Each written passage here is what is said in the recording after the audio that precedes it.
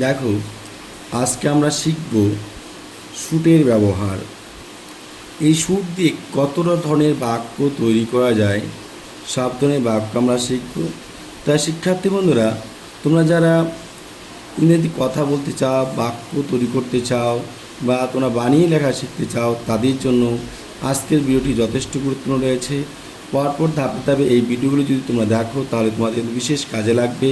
কেননা একটি বাক্য দিয়ে শত শত বাক্য তৈরি করা যাবে, সেই বিষয়টি তোমরা এখানে দেখতে পাবে। তাহলে আমরা আজকে দেখব শুটের ব্যবহার। শুট ব্যবহার করার মধ্য দিয়ে আমরা কত বাক্য তৈরি করতে পারি, এই ভিডিওতে থাকছে তার সমস্ত বিস্তারিত আলোচনা।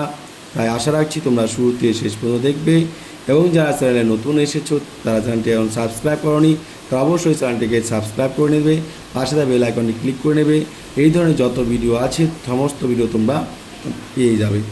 তাহলে দেখো, আমি লিখছি শুট। শুট মানে উচিত। দেখো, শুট শব্দটির কথা অর্থ হচ্ছে উচিত অর্থে ব্যবহার করা হয়। শুট শব্দটি করা হয় উচিত অর্থে ব্যবহার করা হয়। তাহলে দেখো, এই যে শুট, এই যে উচিত, এই শব্দটির মধ্য দিয়ে আমরা কত ধরনের বাক্য লিখতে পারি। ধরে নাও, এবার দেখো, যদি লিখি, আমরা ধরে নাও অনেক সময় আছে এই কাজটি আমার করা উচিত। ধরে নাও আমি লিখলাম আই। আই আই শুড, এই আই শুড আমি লিখলাম। আই শুড কথার অর্থ হচ্ছে আমার করা, আমার উচিত।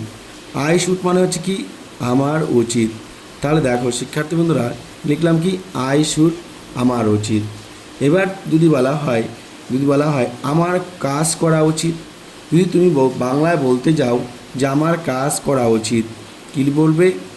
আমার কাজ করা উচিত। আমার কাজ করা উচিত, এটা তুমি বাংলায় তুমি বলছো। এই সেন্টেন্সটিকে তুমি কী করবে, কীভাবে বাংলা থেকে ইংরেজিতে ট্রান্সলেশন করবে সেটা দেখো। দেখো, আই শুড মানে কি, আমার উচিত। তাহলে কী লিখবে? আই শুড, আমার উচিত। কি উচিত? কাজ করা। তাই কী লিখবে? দেখো, দেখো আমার কাজ করা উচিত। আইতে আমার দিলাম, উচিত অর্থ শুড।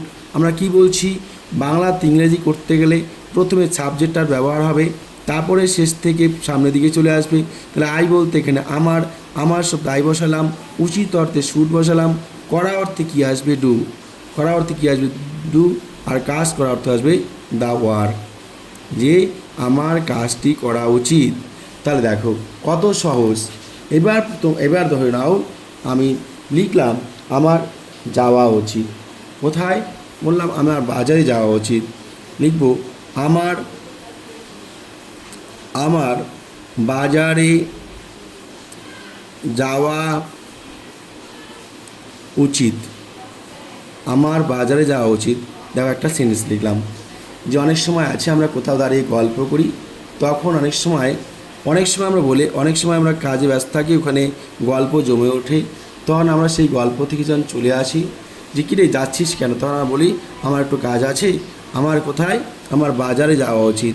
আমার কি বাজারে যাওয়া উচিত, তা আমি ওখান থেকে চলে আসলাম। তাই কী লিখবো? আমার বাজারে যাওয়া উচিত। বাজারে, দেখো এখানে আমি একটু মিস্টেক হয়েছে লেখাটা। বাজারে বয় আকার হবে, বর্গের জয় আকার হবে, বৈষ্ণব একার হবে। আমার বাজারে যাওয়া উচিত। তাহলে এই যে বাজারে যাওয়া উচিত, তাহলে কী লিখব? আই।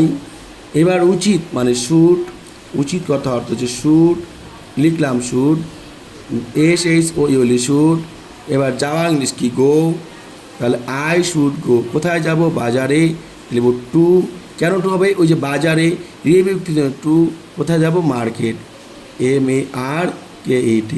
তাহলে দেখো, আমার বাজারে যাওয়া উচিত। এবার ধরে নাও তুমি লিখলে যে আমার আসা উচিত। যে কোথাও তোমাকে কেউ ফোন করলো, কিরে আসবি না, তখন তুমি কী বলে? হ্যাঁ, আমার আসা উচিত। দেখো লিখব আমার আসা উচিত।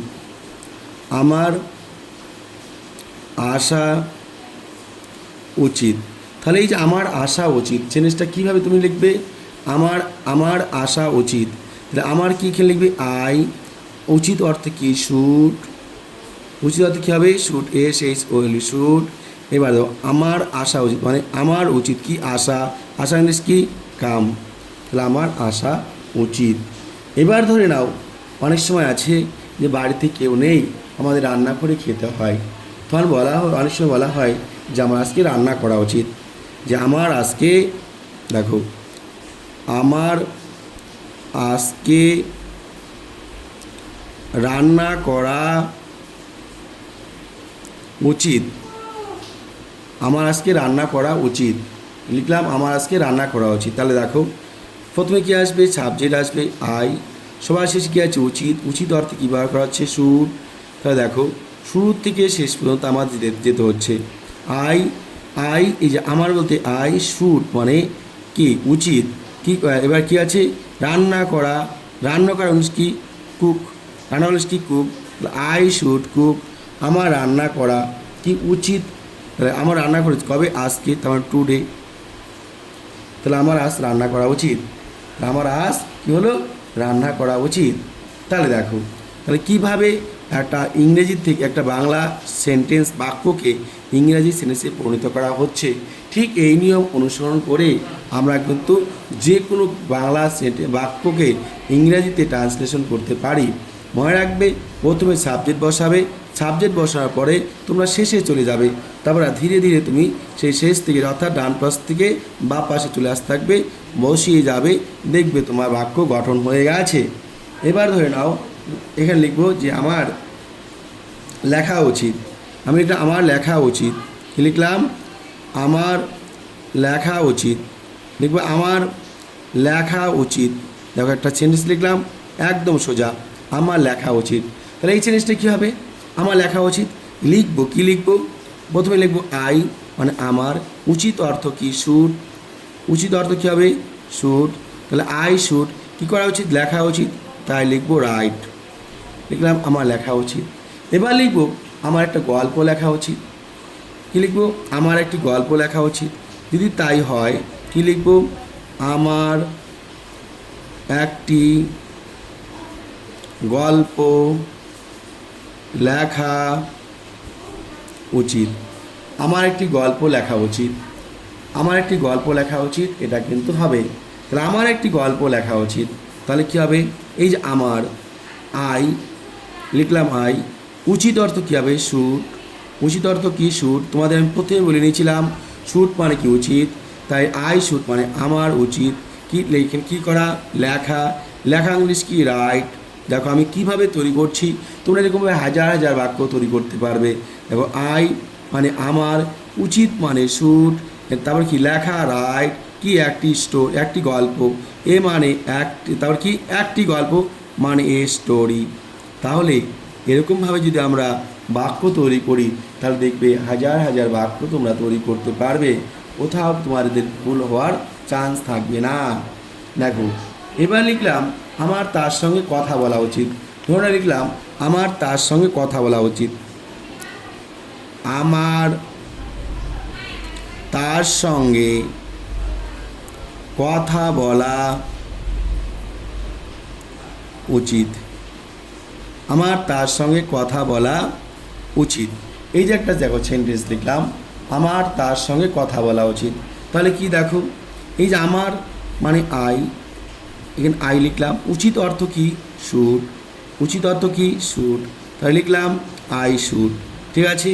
তাহলে আমার উচিত কি বলা কথা বলা, কথা বলা ইংলিশ কি টক, টক মানে কথা বলা, লিখলাম টক, এই দেখো আই শুড টেক টক, আমার কথা বলা উচিত, কার সঙ্গে কি এখানে সঙ্গে, সঙ্গে ইংলিশ কি উইথ, দেখো লিখলাম উইথ।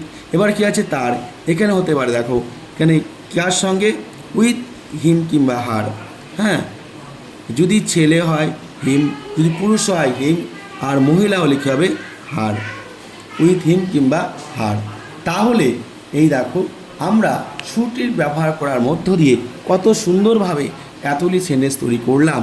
এবার তোমাদের একটা আমি প্রশ্ন দিচ্ছি, একটা সেন্টেন্স দিচ্ছি, তোমরা অবশ্যই তোমরা কমেন্টে এর উত্তরটা জানাবে, লিখবে আমার বই পড়া উচিত, এটা তোমরা অবশ্যই সবাই কমেন্টে জানাবে আমার বই পড়া উচিত। দেখো এরকমভাবে আমার বই পড়া উচিত, এরকমভাবে তোমরা হাজার হাজার বাক্য তৈরি করতে পারবে। কিন্তু হ্যাঁ শিক্ষার্থী বন্ধুরা, তোমাদের প্র্যাকটিসটা কিন্তু চালিয়ে যেতে হবে। প্র্যাকটিসটা করে যাও, তাহলে দেখবে অবশ্যই 100% তোমরা সব পারবে। আমি এরকমভাবে প্রত্যেকটা সেন্টেন্স তৈরি করার জন্য আলাদা আলাদা নিয়ম নিয়ে আসবো এবং তার সাথে স্পোকেন ইংলিশ করে থাকি। সেই স্পোকেন ইংলিশের ক্লাসগুলি তোমাদের দিতে থাকবো। তোমরা যদি কি প্রতিটি ক্লাস ধারাবাহিকভাবে তোমরা দেখতে থাকো, তাহলে আমি 100% গ্যারান্টি দিচ্ছি তোমরা এরকমভাবে হাজার হাজার প্রশ্ন তৈরি করতে পারবে। ইংলিশটি তোমাদের সহজ থেকে আরও সহজতর মনে হবে। তাহলে শুরুতে শেষ পর্যন্ত যারা ভিডিওটি দেখেছো তাদেরকে অশেষ ধন্যবাদ জানাচ্ছি, এবং যারা এখনও পর্যন্ত চ্যানেলটি সাবস্ক্রাইব করনি তারা অবশ্যই চ্যানেলটি সাবস্ক্রাইব করে রাখবে, পাশে থাকা বেল আইকনে ক্লিক করে রাখবে। আর যদি ক্লাসটি তোমাদের ভালো লেগে থাকে তাহলে অবশ্যই ক্লাসটিকে শেয়ার করে দেবে, যাতে করে আগামী দিন আমি আরও ক্লাস করার জন্য আরও অনুপ্রাণিত হই এবং তোমাদের জন্য আরও অনেক যাতে ভিডিও বানাতে পারি। সবাইকে ধন্যবাদ, শুভ সন্ধ্যা।